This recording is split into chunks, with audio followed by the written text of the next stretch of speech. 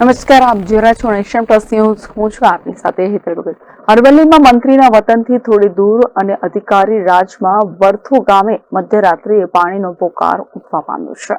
અરવલ્લી જિલ્લામાં નેતાઓ અને અધિકારીઓની હોતી હે ચલતી હેની નીતિથી જનતા તોબા પોકારી ઉઠી છે. માત્ર મીટિંગો, કાર્યક્રમોમાં ફોટા પડાવી સસ્તી પ્રસિદ્ધિ અને સુશાસનના દાવાઓ કરતા જવાબદારોના દાવાઓ પોકળ સાબિત થઈ રહ્યા છે. નેતાઓ અને અધિકારીઓ થોડો સમય મળે તો એકવાર મોડાસાના ધારાસભ્ય અને રાજ્યના પ્રધાનના વતનથી થોડી દૂર આવેલા વરથુ ગામની એકવાર મુલાકાત લેજો, કારણ કે આ ગામમાં પીવાના પાણીની સમસ્યા સર્જાય છે.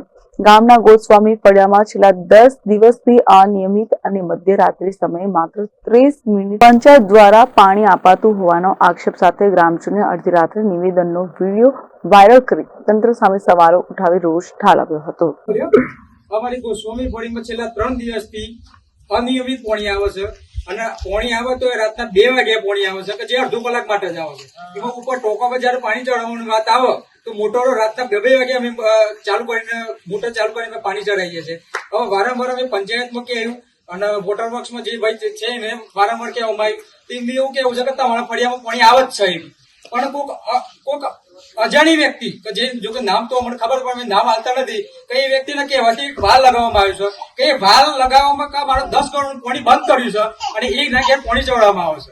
ખબર નહીં એવી કયા કારણથી અને હું ગણતરીથી એવી વાલ લગાવ્યો છે કઈ નથી. અમારું પાણી જે છેલ્લા 3 દિવસથી પાણી નથી આવ્યું એવું કહે તો ખોટું નથી. જો કે આવ્યું હતું કાલે રાતના 2 વાગે પાણી આવ્યું હતું અડધો કલાક માટે, પણ અત્યારે હાલ ટોકા જોવામાં તો ખાલી કમ છે. સવારે કાલે રાતના 2 વાગ્યાથી અત્યારે હું જે બિલકુલ ટેપું પાણી નથી આવ્યું અમારે. તો અત્યારે જે આજની સરકાર કે જે ભાજપ સરકાર જે મોટી મોટી વાતો કરી રહી છે તો હર ઘેર પાણી આપવામાં આવશે, તો આ જે 3 દિવસથી અમારું જે ગોસ્વામી ફળીની અંદર જે પાણી નથી આવતું તો સરકારને હું કહેવા માંગુ છું કે આ જે કાગળ ઉપર ચાલી રહ્યું છે કે પછી બીજી આમાં ગોળીઓ મારી રહી છે અત્યારે આ. એટલે ખાસ વિનંતી છે કે અમારા 3 દિવસથી જે પાણી નથી આવતું આમાં એવું નથી કહેતા આખો દિવસ પાણી હાલો, પણ ફક્ત 2 કલાક માટે મને વડમાં પાણી કોઈ પણ ટાઈમે જે ચાલુ દિવસોમાં રાતના નહીં પણ ચાલુ દિવસમાં ખાલી 2 કલાક પાણી અમને આલે ને તો અમારા માટે પાણી ઘણું છે. અમારે આખો દિવસ પાણી જોઈતું નથી. એટલે સરકાર, પંચાયત, તમામ વ્યક્તિઓને વિનંતી કરવામાં આવે છે કે ખાલી 2 કલાક વ્યવસ્થિત પાણી આલે કે જે ઉપર ટોકામાં પાણી ચડે, અને ટોકામાં પાણી ચડે એવું નહીં આપે તો મોટો લગાવીને ચડાવ્યું, પણ કમસે કમ 2 કલાક પાણી આલે. પણ રાતના ના લે એવી અમારી વિનંતી છે કે રાતના ઉજાગરા ના બેઠો પડે કે જે બૈરો રાત્રે 2 વાગે પીવાનું પાણી ભરી રહ્યો છે ત્યાં બૈરોને પણ આ ભરોમાં આવે કે જે 2 વાગે ઉઠીને પાણી ભર્યું છે. ભાઈ 2 વાગે કેટલા વાગે પાણી ભરો દાદા?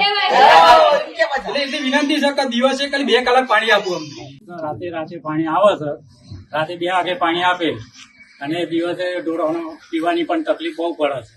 તો આ સરકાર મોટી મોટી યોજનાઓ કરેલી છે, છતાં પણ આટલી ગામડામાં પરિસ્થિતિ વિકટ બની છે. તો સરકાર વિશે અમારે શું જણાવવું?